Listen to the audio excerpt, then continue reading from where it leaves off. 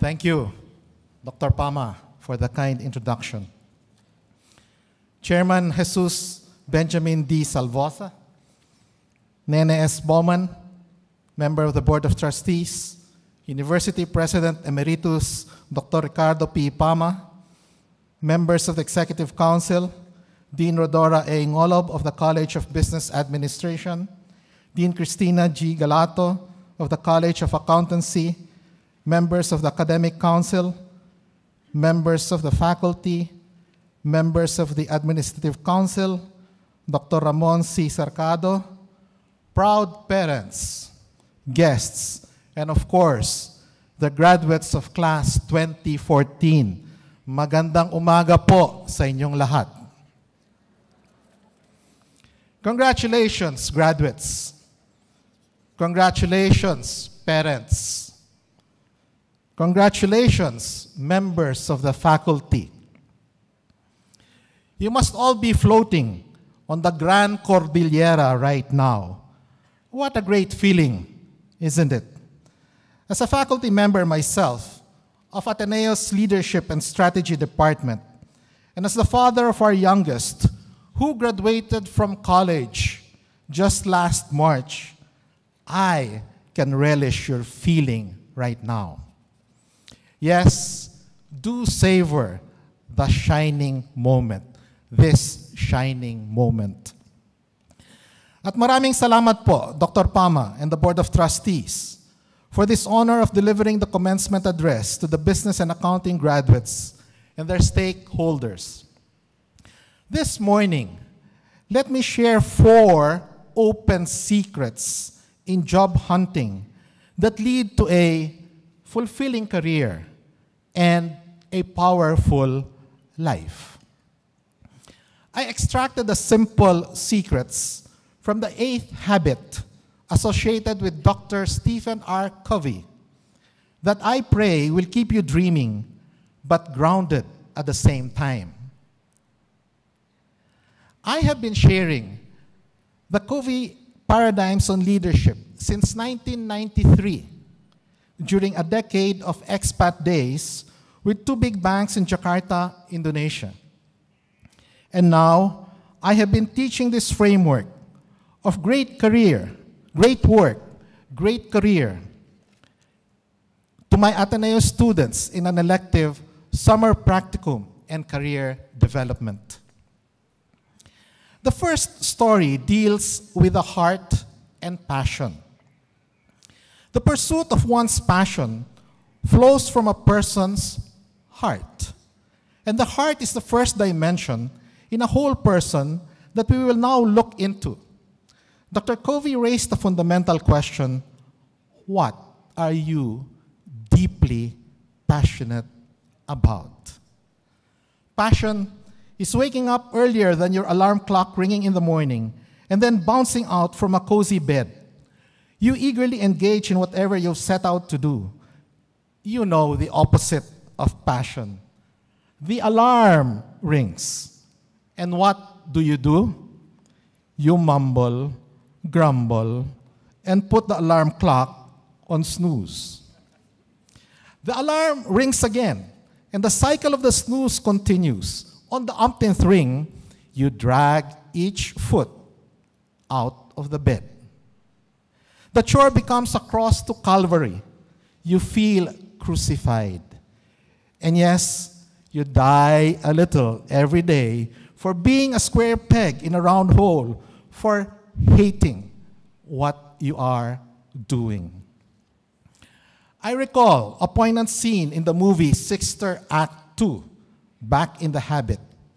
Sister Mary Clarence, played by Whoopi Goldberg, was encouraging a disheartened high school student, Rita, to nurture her passion. Rita entertained doubts about singing as a profession due to her mother's strong reservations. The singing nun told Rita, and I quote, "I went to my mother, who gave me this book called Letters to a Young Poet by Rainer Maria Rilke. He's a fabulous writer. A fellow used to write to him and say, 'I want to be a writer.' please read my stuff. And Rilke says to this guy, don't ask me about being a writer. If when you wake up in the morning you can think of nothing but writing, then you are a writer. I'm going to say the same thing to you. If you wake up every morning and you can't think of anything but singing first, then you're supposed to be a singer, girl, close quote. When I was a sophomore in college, I used to wake up every morning having a nightmare about a 5-unit subject in my biology course. By the midterm evaluation, I was getting a grade of A in the 3-unit lecture portion and an F in the 2-unit lab. We were to analyze and operate on frogs and cats during the semester. My stomach would churn at the sight of such specimen and the strong stinking smell of formaldehyde. Guess what more of cadavers in med proper? Would you trust and consult a theoretical medical doctor for your ailments? My dream really was to become a teacher. Many friends discouraged me from taking this road less traveled. Some relatives even scared me about my starving to death in the teaching vocation. But my parents countered those loud noises with a soft and soothing tone. Son, follow your heart. Maybe it helped that my paternal lolo taught as an agronomy professor at the University of the Philippines in Los Baños, and my maternal lolo served as a superintendent of public schools in Pampanga. You probably often heard the advice of the Chinese philosopher Confucius: choose a job you love, and you'll never have to work a day in your life. The image of a duck taking to water comes to mind. In discerning your passion, 3 simple questions are to be answered. 1, what excites you? 2, what fuels your creativity? 3, what gives you fulfillment? Be truthful in your soul searching. Some will take more time than others in sorting out the issues. Be patient. Do not grab your first job offer. If it does not make you smile, sing and swoon as you wake up every morning. St. Ignatius of Loyola often closed his letters to Jesuits about to embark on a mission with this exhortation: Ite inflammate omnia. Go, set the world on fire. For passion is not a fleeting moment, but a burning desire that fuels your heart to serve in the best way you can each day of your life. Dear graduates, are you ready to conquer the Cordilleras and set the world on fire? Here then is the first open secret, referring to the heart and passion. Keep your passion burning. The second story talks about mind and talent. Talent is associated with the second dimension, the mind of a whole person. Dr. Covey posed a challenge. What can you be the best in the world at? And how are talents and passion intertwined? Passion breeds excellence, bringing out the best of who you are and how you can use your God-given talents to serve our world. From the Holy Bible we read, each of you should use whatever gift you have received to serve others as faithful stewards of God's grace in its various forms. I will now show you two slides, one woman and one man. Guess who these personalities are. Here's the first one. This soprano talent received a Tony Award, among others, for her lead role as Kim in the musical Miss Saigon. When asked what she would have done if she never had a career in musical theater, this talent actor-singer replied, "I don't know. Once I determined that this would be my career for the rest of my life, a plan B just didn't seem to fit. It's all or nothing." And nothing is something I haven't contemplated. Yes, that's none other than the Filipino pride, Broadway celebrity, Lea Salonga. Lea's advice, and if you really believe in your heart of hearts that you have the talent, go for it. But you've got to make sure you really have the talent. Here's the second one. In June 2012, this 43-year-old mountain climber fulfilled his dream of conquering the summits of each continent, na itala sa kasaysayan ang 7 para sa Pilipino. Yes, that's none other than the Thomasian Romy Garduce, a math graduate who majored in computer science. Of the 7 summits, Romy regarded as being on top of Mount Everest, the highest peak on Earth, at 29,035 feet above sea level, as the most challenging, the most exhilarating, and the most memorable.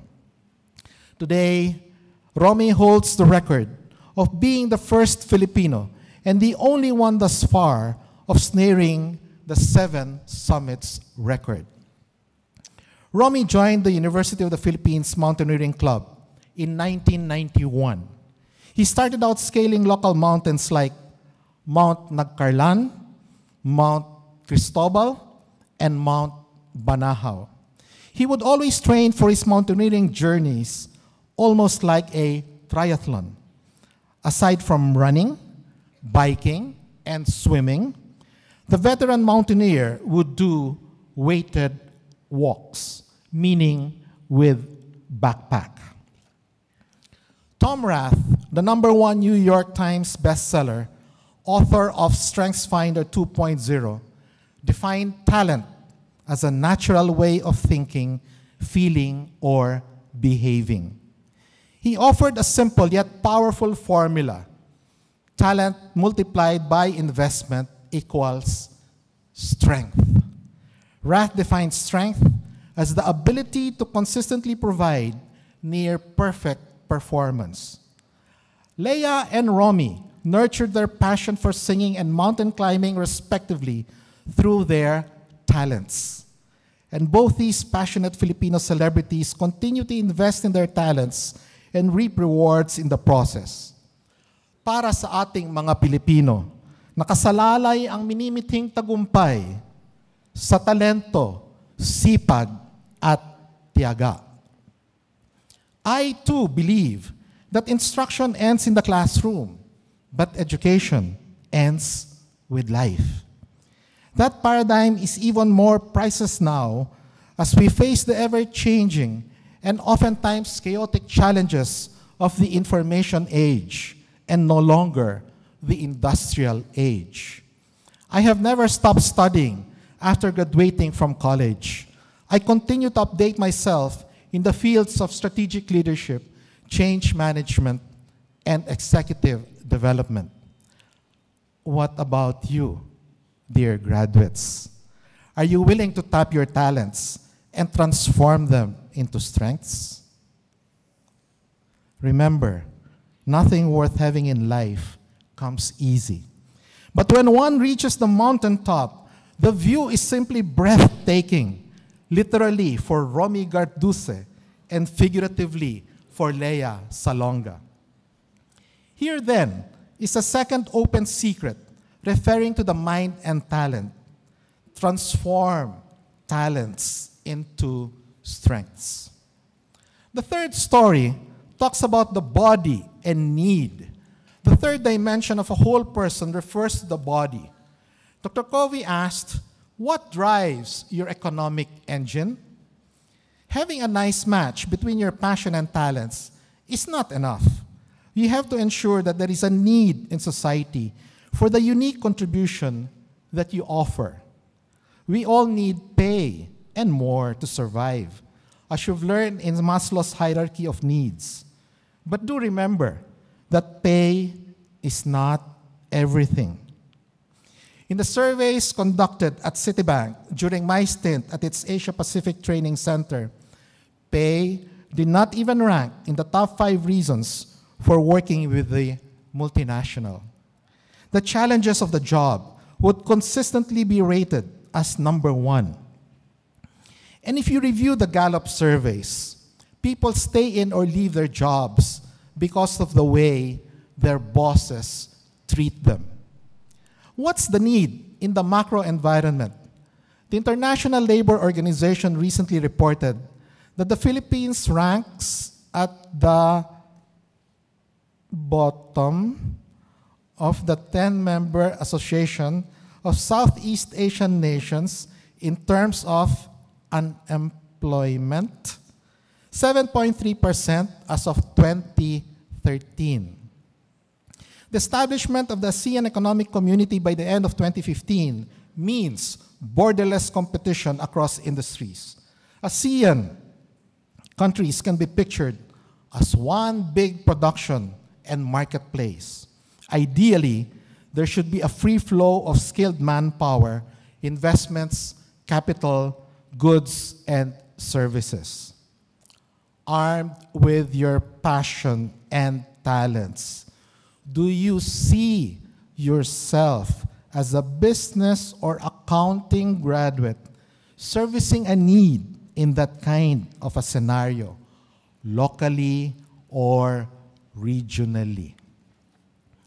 From the macro to the micro, let me raise the 4 fundamental questions you should always ask your employers as you begin to experience your job, whether in a corporation, entrepreneurial venture, or even the government. First, in addressing physical needs, are you paying me fairly? Second, in addressing intellectual needs, are you using my talents creatively? Third, in addressing emotional needs, are you treating me kindly? Fourth, in addressing spiritual needs, are you helping me serve human needs in principled ways? This framework is what Dr. Covey referred to as a whole person in a whole job philosophy. He defined the needs of a person as to live for the body, love for the heart, learn for the mind, and leave a legacy for the spirit. Here then is the third open secret, referring to the body and need. Fulfill 4 fundamental needs. And the fourth and last story centers on conscience. At the core of the 4 dimensions of the person is the spirit. The spirit that nourishes the other 3 dimensions.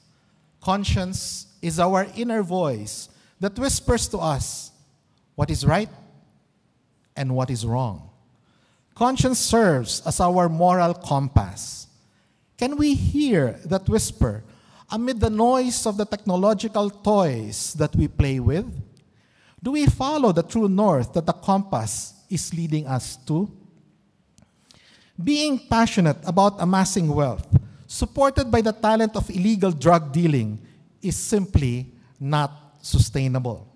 The long arm of the law has a way of catching up with misdeeds, meting out adverse consequences for choices not rooted in principles. But more importantly, supplying that need in society does not afford anyone peace of mind or genuine happiness. Rather, conscience helps craft our contribution to society, a unique contribution that makes a difference and lasting impact on our community, our country, and our Mother Earth. The Lord planted the seeds of my calling in life way back in sophomore high school. The Ateneo Catechetical Instruction League, a co-curricular activity, brought us down from the hill, from the bundocks of Loyola to the valley of Marikina, where San Roque Elementary School stood, one afternoon every week. We were tasked to teach religion to grade 3 pupils. I followed these eager faces of boys and girls to grade 4 in my junior year high. What these grateful students did not realize was that they taught me much more about life in return. The transformation manifested itself in a motto I learned from the Jesuits: in omnibus amare et servire Domino, in everything love and serve the Lord. The seeds did not flourish right away in college due to many distractions. I was not listening to my true calling. I got lured to other disciplines such as pre-med for the wrong reasons. Career paths usually do not come in straight lines, but rather in curves. What I learned from several speeches of Steve Jobs of Apple is that one should be able to look back, connect the dots, and move forward. My parents prodded me to pray fervently for the Lord's grace. My former girlfriend of 9 years, and now wife for 35 years and counting, kept me focused. By the way, she is here with us today.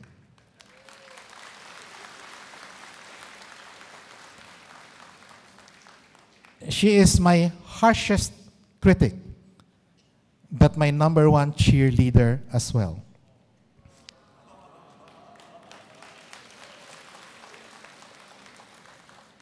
Anyway, she kept me focused, to trust in God's perfect timing. Not a minute sooner, not a minute later. And the Jesuits encourage us to take retreats. Be still. Be silent. And listen to our inner voice where God speaks to you. Have you asked God how He wants you to serve others through the talents He has gifted you with? The German philosopher and philologist Friedrich Nietzsche aptly put it, "He who has a reason to live can bear almost anyhow." Dear graduates, what is your conscience whispering to you at the mountaintop of Mount Santo Tomas, Mount Data, or Mount Pulag? Here now is the 4th open secret, referring to the spirit and conscience. Listen to your conscience. We have briefly explored passion, talent, need, and conscience as these relate to the heart, mind, body, and spirit, respectively, of a person.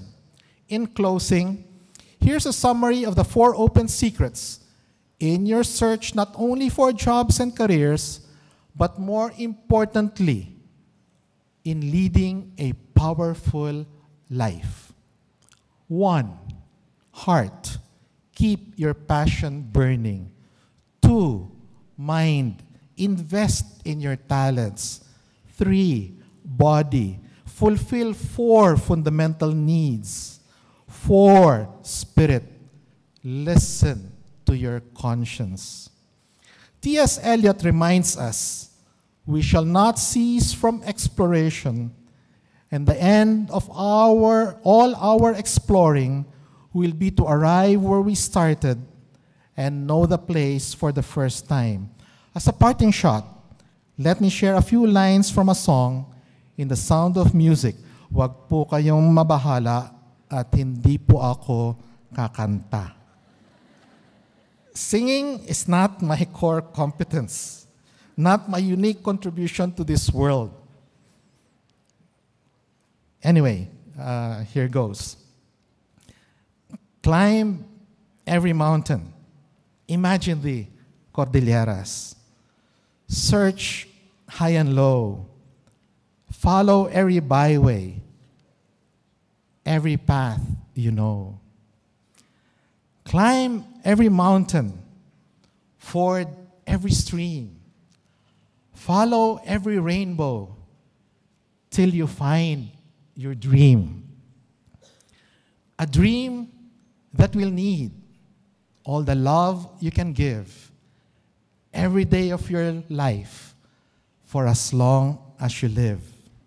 University of the Cordilleras graduates, class 2014, go now Jaguars, climb every mountain, find your dream, and make a positive difference in the lives of other people. God bless you all. Magandang umaga at maraming salamat po muli sa inyong lahat.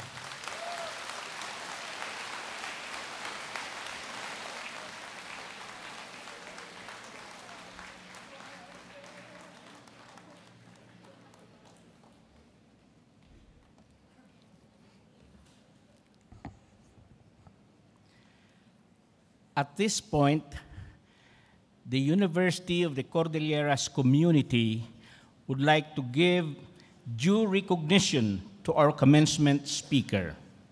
May I request Dr. Terry David to stand at the center of the stage, please.